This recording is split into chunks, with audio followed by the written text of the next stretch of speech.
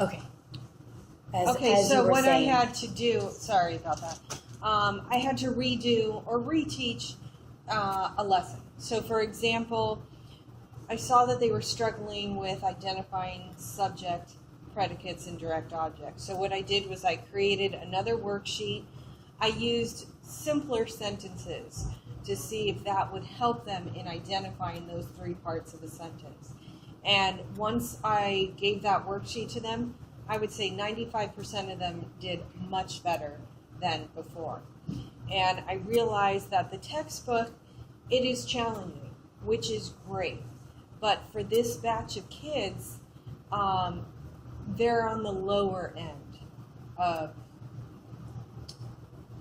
the spectrum. The spectrum, yeah, just in general. They are a lower group. So the example sentences that they provide in the book are really complex. They're really detailed.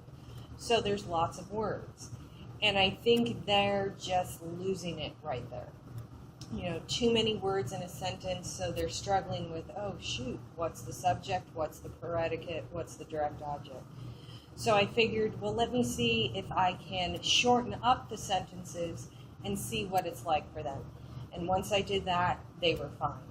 So I realized that I am going to have to modify things in order to check their understanding.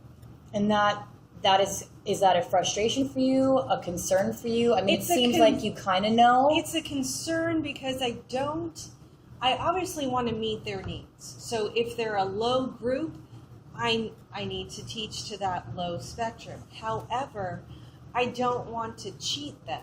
You know, you hear that phrase, dumbing down the material. I don't want to do that. I still want to teach them material, but I also still want to challenge them as well. So my struggle right now is, where do I find the balance in the material level?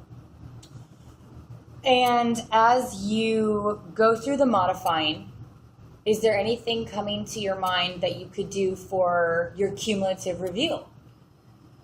I think just modifying the cumulative review. In fact, I was looking at it today, and it's very thorough. Again, they're still using the complex sentences. So I just want to, work in chunking it to the, pairing up lessons that I feel relate well with each other so that they can, review two lessons at once, but still learn the material. And the evidence that you could collect, what would that look like?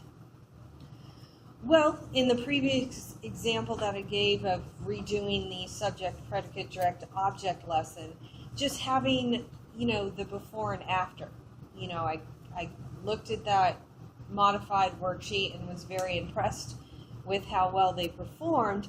And I even told them, as a class, okay, this is great. This is much better than what you guys did before. And I could see that they felt good about it.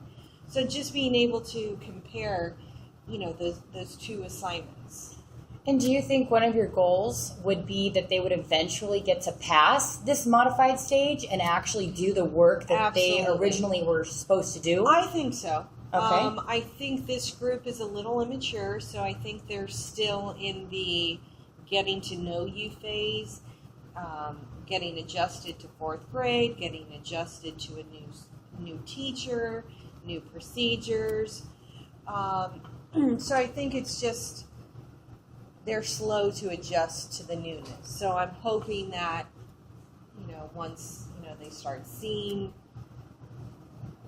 their results, results, they'll be fine. Another thing happening is, as you know, the progress reports are going home tomorrow. Oh, yes. So I'm hoping they really see, oh, she's serious when I need to be following directions, when I need to be asking questions, when I should be reviewing my work. So sometimes it just takes that first concrete report. Oh, wow, I really do need to step it up. Well, this all sounds like you're on definitely a good path. I have a couple last remarks. Sure. If I could go in and watch this lesson this next upcoming week, what would you like me to look at as far as you and your students? Maybe look at, how I'm presenting the material. Okay. Could I have done something differently? Could I have presented examples in a different format? Just trying to reach all my different types of learners, my visual, my oral, So just watching out for my methods. And your something kids? I could do better. Watching the kids, checking for their participation. I think the more they participate, the more likely they are to be following along with the lesson and understanding it. So maybe look for, are these kids participating? Okay, so definitely make some observations and take some notes for you. Sure, absolutely. And this has been great, Beth. Has this conversation been helpful to you in any way? Absolutely. Just being able to talk to another teacher, you get their perspective, their opinions. So you may have an idea that I wouldn't have thought of. So just being able to talk about it out loud, you gain other people's insights and new ideas. Do you feel a little bit successful going into it? Yes, I feel better. I mean, I've seen where I've needed to modify things, and I saw the rewards of me modifying the assignment. So obviously, my first modification, my first review, that went well. So it kind of gave me the confidence that, all right, well, this step worked. Let's continue that. Well, that's great. Well, Beth, I want to thank you for today. I really appreciate it. And I look forward to our reflective conversation. Okay, thank you. Thank you.